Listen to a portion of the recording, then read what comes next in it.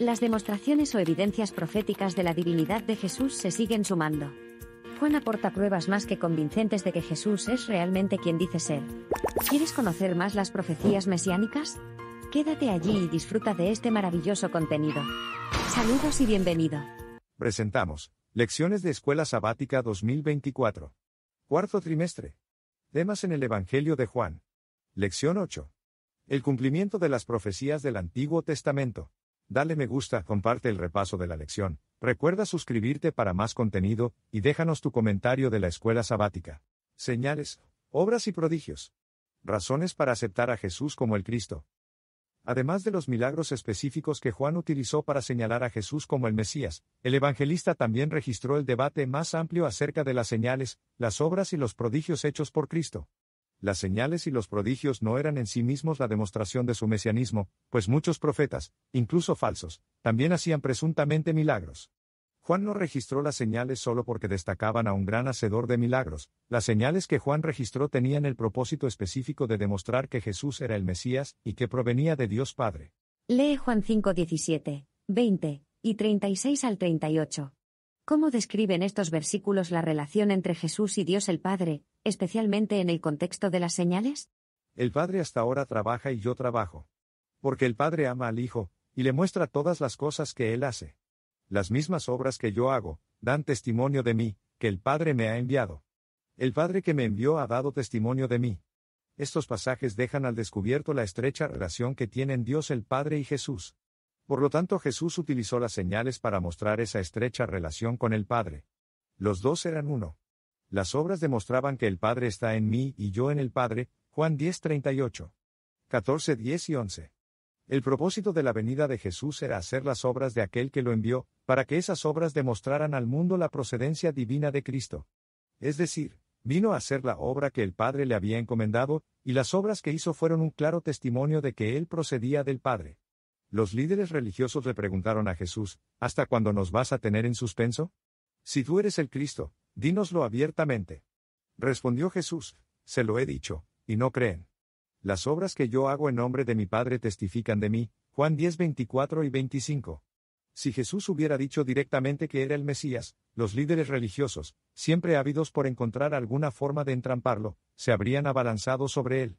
Consciente de esto, Jesús señaló las obras que había hecho. Si Jesús hubiera dicho que era el Cristo, ellos podrían fácilmente haberlo negado. Pero, ¿cómo podían negar las señales, las obras y los prodigios? Eran testimonios poderosos de quién era y de su procedencia divina. Como dice el refrán, lo que está a la vista no necesita espejuelos.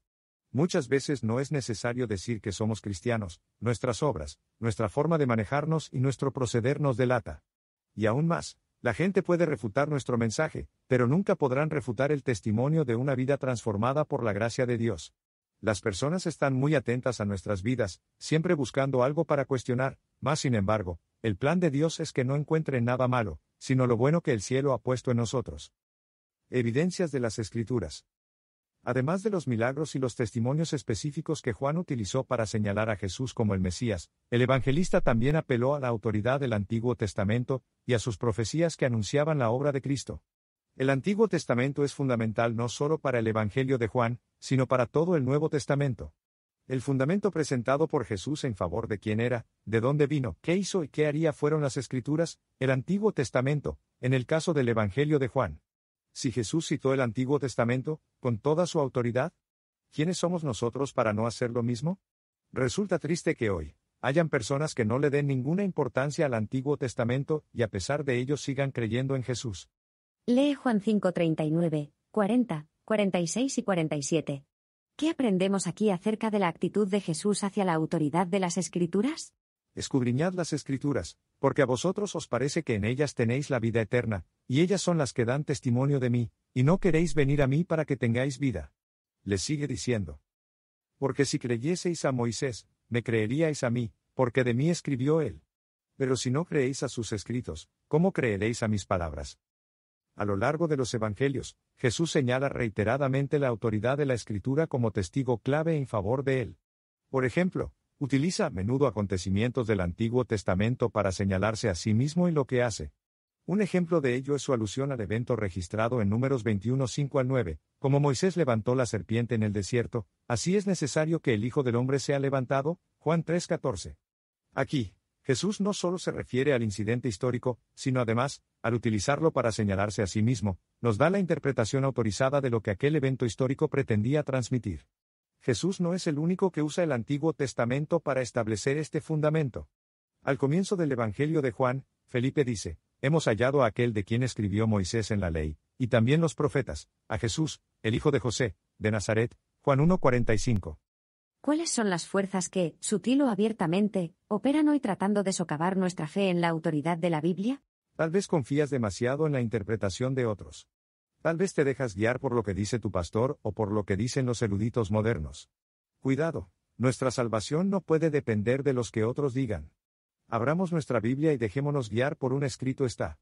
Ojo, Satanás le citó las escrituras a Jesús en el desierto, de una forma sutil. Juan 4, 1 al 11. Mas sin embargo, Jesús sabía las escrituras al dedillo. Mucha gente se perderá por haber delegado en otros el estudio de las escrituras. Hay personas sinceras, pero no podemos confiar el estudio de las escrituras a nadie. Es nuestra responsabilidad personal, delante de Dios. Profecías del Antiguo Testamento acerca de Jesús. En una discusión con los líderes religiosos acerca de su identidad, Jesús se pronunció en favor de la autoridad de las Escrituras. A primera vista, parecería innecesario que lo hiciera, pues ellos creían en la Biblia. Sin embargo, lo hizo para mostrarles quién era, independientemente de cuán duros fueran sus corazones y de cuánto lucharan contra la convicción impulsada por la evidencia.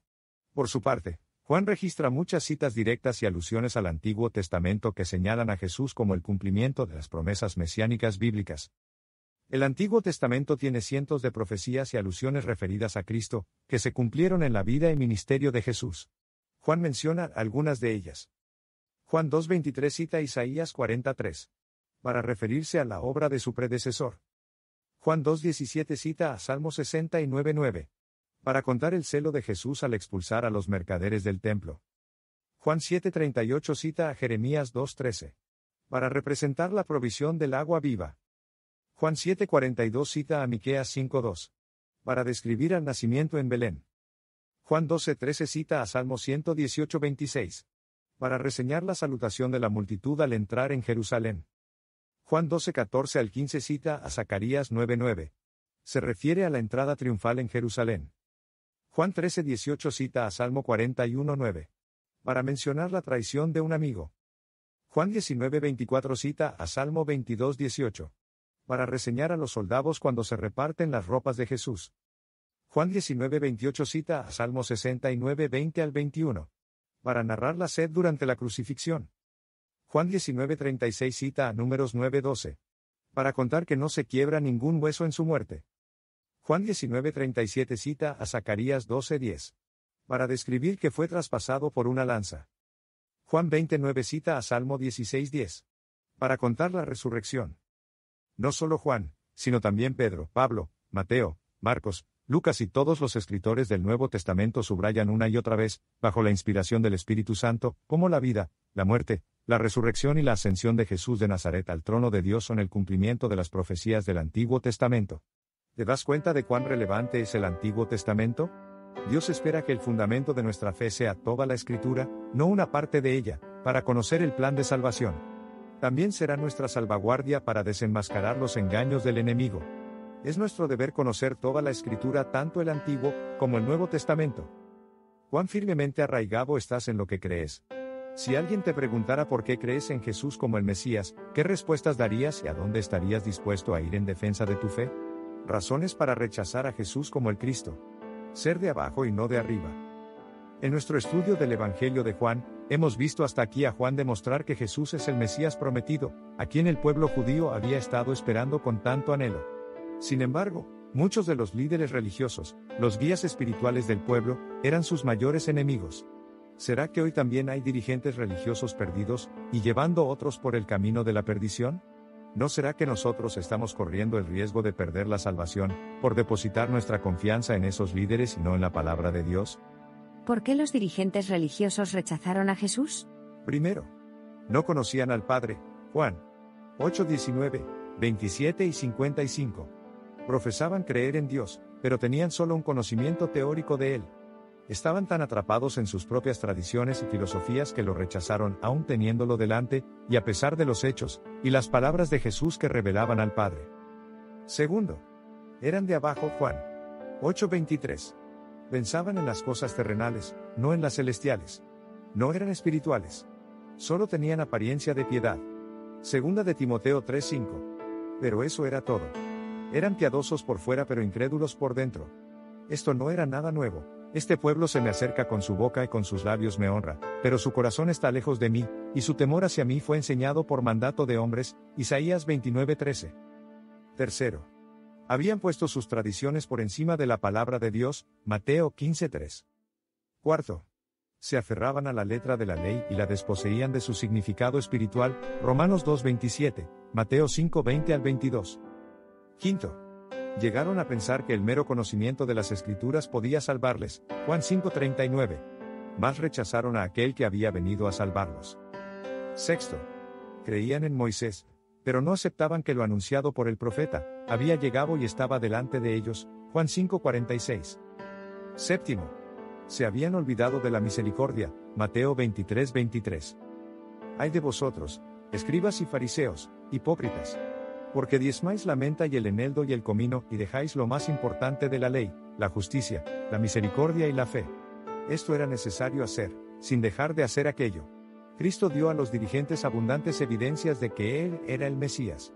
Pero su enseñanza exigía un cambio esencial en sus vidas. Ellos vieron que si recibían a Cristo, tenían que abandonar sus doctrinas y tradiciones favoritas y sus prácticas egoístas e impías.